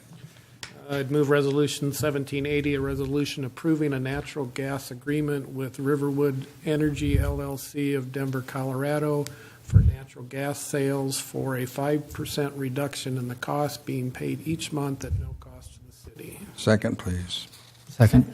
Motion seconded. Council discussion. More? Public input. Roll call vote. Chair. Yes. Waldstein. Yes. Kangas. Yes. Lampe. Yes. McKenzie. Yes. Resolution 17-80 unanimously approved. Regular business item number 10 is to hire an audit firm for our telecommunications services. All this is efficiency. We really appreciate it. Yes, sir. It's More what we're comments trying to on this do. one? Very briefly, Spyglass, the group that specializes in telecommunication audits, and in the next number of years, we'll be out of our contract with CenturyLink. At that point, of course, you can't do an audit and recoup any costs and savings. And again, this is no cost to the city. That will do an audit of our telecommunications based on our contract and determine if we've been overcharged or charged for services we aren't currently supposed to be carrying, things of that nature. They only get paid if there's something actually there for them to be paid for. And so even if they find something, we as a city do not have to agree to implement it. So it was kind of a search and see sort of an agreement with them to see what may be or may not be out there. The worst case is that they go through it and they find nothing, they're paid for nothing. And so there is no cost to the city. They only would split certain percentages of what they could return to us or find savings as well to get a piece of that. So it's certainly nothing we would be out. It'd be something we would never have received anyway, and that's how they make their money when they go through this. and it's telecommunications only. Motion, please. Is there any concern in terms of opening up government communications in terms of anything that would be public records? They're just going to be looking at our invoices and the contract that's supposed to be billed. I think it's all public already. So that was one of the questions we Didn't know had. of any Is, confidential or anything that would be. no, sir. And there's other communities that have done this, from West Des Moines to Fort Madison to Clinton Schools to they're starting to make their mark in Iowa as well. Okay. Very good. Motion? I move Resolution 17-81, resolution approving a snapshot audit agreement with the Spyglass Group LLC of Westlake, Ohio, for audit services related to telecommunication service accounts at no cost to the city. Motion second. Council discussion more? And just point of reference, when I first looked at this, I thought we were hiring somebody to audit Waverly Utilities, telecom. This is our use of, Our current provider, not they would do that on their own. We would not try to attempt to do that for them. I had to read it a couple of times to really understand it. Now, if in years to come, we didn't feel good if we switched over to them and how they were doing, we could bring them back and do that, but that's still a ways out, so. More input? Public input? Roll call vote. Lampe. Yes. Kangas. Yes. McKenzie. Yes. Chair. Yes. Waldstein. Yes. Resolution 17-81 is unanimously approved. Regular business item number 11 is to allow marketing with, I guess, with our logo, right, to Waverly citizens who seek private water and sewer line services. This has some momentum in the state, though, I think. Yes, sir. This is another organization. The National League of Cities put a program out, and they're currently in, I believe, over 30 states doing this. It's a warranty program for any citizen that would want that. It's obviously voluntary. It has nothing to do with, us as a city promoting, et cetera, except that they would be allowed to use our logo when they send out their marketing materials that has come before you, and you did not have any obstinance to it. They're in 43 communities in the state already. Attached, I provided that for you from Mason City, Independence, Bettendorf, Decorah, Marshalltown, Fairfield, Creston. There's just a list of them already in your material. And they provide warranty work on everything that is not the city. And we've had a number of instances already in the last year or so where people have had a broken part of their water or their sewer, and that is still in their property and is on their dime. This is the insurance that would cover that. Now, if anybody was to sign up for something like this, I would definitely advise them to check with their current insurance to see if they're covered before you'd ever enter into anything like this, to make sure you're not double covering yourself. That's one thing I would want to caution anybody in doing, is check with your own insurance. Okay. Could they provide it? Is there a cost that benefits you better than this would be? Because, again, this is not a city program. We're just allowing the option for these people to come in and market it. League of Cities for the national chapter has organized it. Iowa League of Cities has also validated it, but this is for the city itself to determine to let them use our logo as they market to the community and then offer this program. So the issue is just really the logo, the city logo, really. Yes, they could come in and solicit insurance anyway. Yeah. But this is very specific Gives them to our water logo. and sewer lines is what they primarily focus on. And a certain amount each capped. And again, it's all in the background documentation, so. So, James, is it your understanding that this company would indicate that they are not an agency of the city of Waverly, for example? That's a very hard discussion we will have before we ever move forward with this, that they make it very aware that while the city is okay with them soliciting these people, it is not a program of the city at all. Yeah. It would be local vendors that would do this. It's not somebody from out of state bringing their people in to do the repairs. It would be done through local repairs, local vendors being vetted by them, then they go forward and do this. But I mean, why, if we want to make that very clear, why then would we want to agree to the confusion of people probably thinking that it has something to do with the city if we allow them to use our city logo? I don't disagree at all, and that's why if you don't want to go forward with this, it's not a huge issue for me either. We are certainly entertaining it on behalf of the company. Like I said, I've looked at a lot of the others that have done it, bigger, smaller, all across the state. But I'm not sure what their pitch is when they go into the community to promote this. that part, we didn't get into that deep of a. Well, yeah, understanding. part of my concern was, or would have been a suggestion, I think, if we did this, can we do it with the condition that they would include a disclaimer in their material that we are not an agent of the city of Waverly? That would help to clear up some of the confusion. Because somebody Certainly like, do that. I can only have this signed pending that conversation that they will put that out there. It's whatever council would like to do. Up I don't to, not understand up to me. what's the advantage to either the city or the citizens? I guess I just don't get it. Well, for the citizens, it's basically a warranty on their water and sewer. I don't Well, know. sure. I don't know if traditional insurance covers that, and that's what they're, I'm sure, getting into is that specific area. They may do it cheaper. They may do it more convenient. I But they don't know can do what that that part is. regardless of whether we enter into this. They would like the logo since it's been blessed by National League of Cities, Iowa League of Cities. They just want the city's logo. They put in their material that it's, oh, how did they phrase it? I kind of chuckled a little bit, but how do they phrase it? There was so much material they submitted, we didn't put every single bit of it on here. Using the city logo promotes trust in the citizens, and that To was what? their line. It promotes trust. Yeah, and in the that's citizens. kind of my concern is Yeah. that it You have to it have kind it of in there to almost puts promote us trust. on the hook that we're associated with them. I understand Do we, that. do we have any other companies that we allow to use our logo to kind of brand themselves? Not that I'm in aware of. association with the city? I don't have anything else that I can find and looking at that we've put our logo in for a private company to use, so not that I'm aware of. I'd be more comfortable if the mayor just crafted a letter saying that this company has city approval to go out and do this, but And endorsed by the League of Cities, something along that. That to me is fine. I worry that putting our logo out there will give the wrong signal to people that if they read the disclaimer, they'll still see. If someone's dissatisfied with the service, then who are they going to blame? Yes. Right. seriously, that's my issue. We went with them because the city Bring it logo to was a there. point, We thought Dan. it was city. City logos on there. And that's, again, why I said it's not a slam dunk for me. I wanted to offer it for you to at least look at it. I know it's been done all across the state with cities that have been here a lot longer than I have, and so I just wanted to provide the opportunity to look at it. But from the sounds of it, I have no issue with this not going through by any means. You can discuss with them the reasoning why and the concerns at hand, and unless they can provide some kind of certainty that isn't the case, then this will be the end of it. And I have no problem with that whatsoever. Yeah, I guess I'd want to hear from them if they're wanting this. I can go back to them about that. Yeah. And maybe even a sample, to see what it looks like, so, we can determine whether it looks like the fine print is too small, or what. And if you look at paragraph 2 is the grant of the license, it actually says that they're granting the company a non-exclusive license to use the name and logo Right.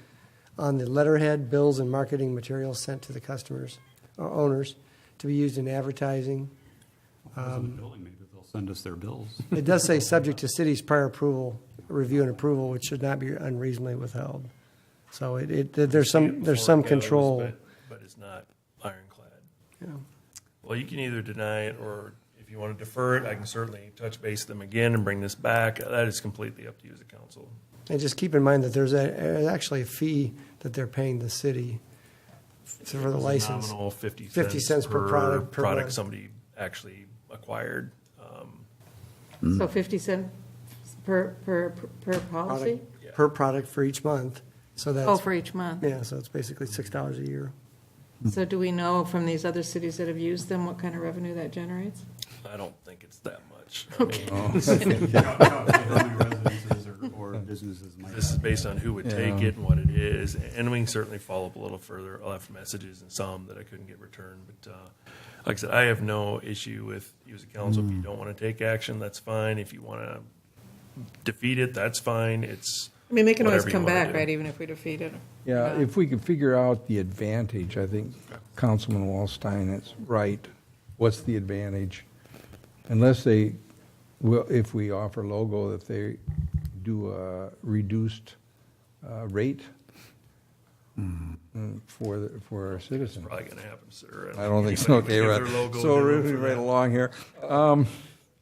We either Want to can move let on it, with no action? I'm fine with that, sir. we could do Council's okay if with no one that. motions it, then it just dies. better to table it and let you do some research and bring it back. No, I would rather let it die, and if they are really interested in doing it, they can provide us more information. Yeah, I agree. Send somebody to make a pitch to us or something. I'll take another look at it. If it looks good, I'll bring it. If it doesn't, it'll be as it is now, just dead. And we'll leave it at that. Thank you for talking about it. Yeah, thank you very much. The regular business item number 12 is audit contract for our fiscal year. Let's go directly to motion.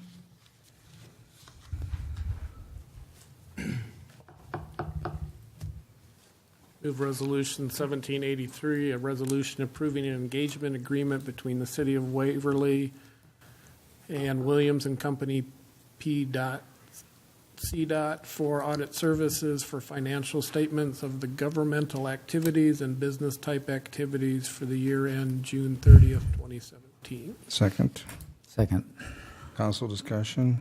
I'm just looking to see when they're coming to present their audit to us next January or February, so I know when the ice storm's coming. Happens every year, huh? You can always pick. It always is. They try to come over from Lamar's, and I always have to usually postpone it a week. It almost seems like every year it's Have them do it in April, I guess, and see how that turns out. This one we don't have a whole lot of choice on, just so you know. I'm just curious. Standard I can mark agreement. the date down so that I can go, okay. It's similar to what Ehlers did. This is the engagement letter stating what they will do, what we will do, and therefore if something goes south, there's no blaming each other. It's what your responsibility is. We don't have a whole lot of choice on this. We want them to audit us. So we'll just so you're aware. Public input on something that we don't have any choice on?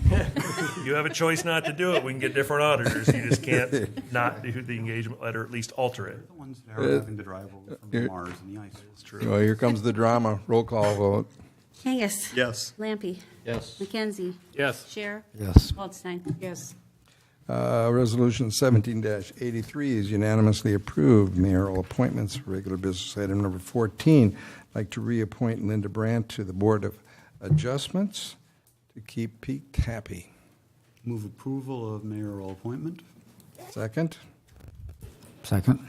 All in favor signify with yes. Yes. Those with no, unanimously approved. We have the Bremer Waverly Law Board minutes for May 8th to receive. Any comments? And they are officially received. Airport Commission minutes for May 11th. Any comments? Officially received. The monthly financial report for May. Any comments? Officially received. Staff comments. Yes, apparently Tab Ray has some staff comments. Since we won't be meeting till July 10th, I want to tell you that I'll probably be sending out our first letters regarding ash trees on private property. Okay. So there's lots of them. What's that letter going to say? I haven't written it yet. It'll probably be an initial. It'll probably be an initial friendly letter saying you've got a dead tree. It's going to be dangerous. You need to get it removed, because in the ordinance it says that I can force or send people a letter saying you need to remove it within 30 days or something like that, and then if they don't, then I go in and I can cut it down. This is only if they're diseased. The ones I'm sending are gone. I mean, they're dead. Correct. Yeah. Because These a lot of they people only are- leaves. A lot of people are treating them, and I Right. think there's some success to the treatments. Temporary success. They're just biding their time.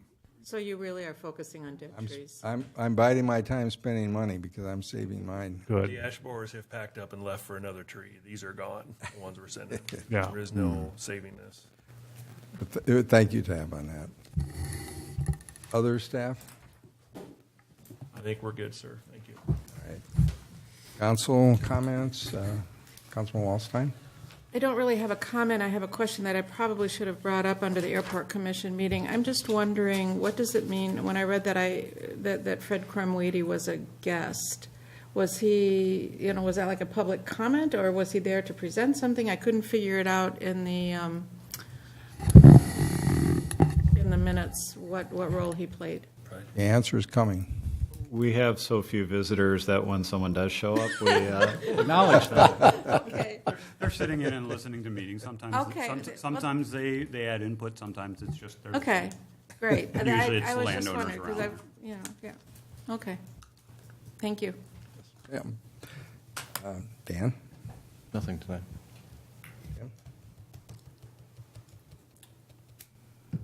Nothing tonight. Okay. I just thought you'd like to know that as a former Minnesotan, I am a faithful reader of the Minneapolis Star Tribune, not to take anything away from our local newspaper, which I also read. A couple of issues back, there was a major story about the city of Wilmer, Minnesota, in which the mayor, city administrator, and the council are at each other's throats. And they hired an outside consultant to try to determine what the problem was, and the conclusion was that the council was dysfunctional council in Wilmer, Minnesota. And it just struck me that we are light years ahead of that, and I'm just really privileged to be part of a council that functions well. Are you taking notes on this? Summaries. Dan? Just a reminder, no meeting next week, correct? Correct.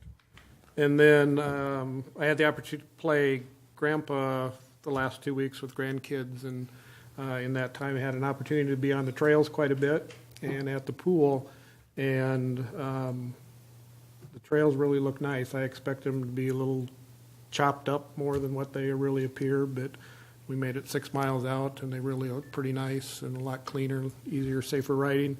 And after spending 3 afternoons at the pool, I was very impressed with the staff that you've put together out there. And You look Abby- pretty brown. I think Abby does a great job of coordinating things at the pool, and it was great to see a couple hundred kids out there getting out of the heat and enjoying Waverly. I think we'd put in kudos across the board to have you do a great job, but all our staff is, we're really functioning well as a city. Paula? Just another reminder to have people support the businesses in our downtown and in the areas that are under construction and the whole community. Thank you. Thank you, Paula. Well, actually, you don't get that extra meeting, so you get to retire. Those are some wonderful closing comments. No motion to adjourn? Move we adjourn? Second. All in favor signify with yes. Yes. Yes. Adjourn.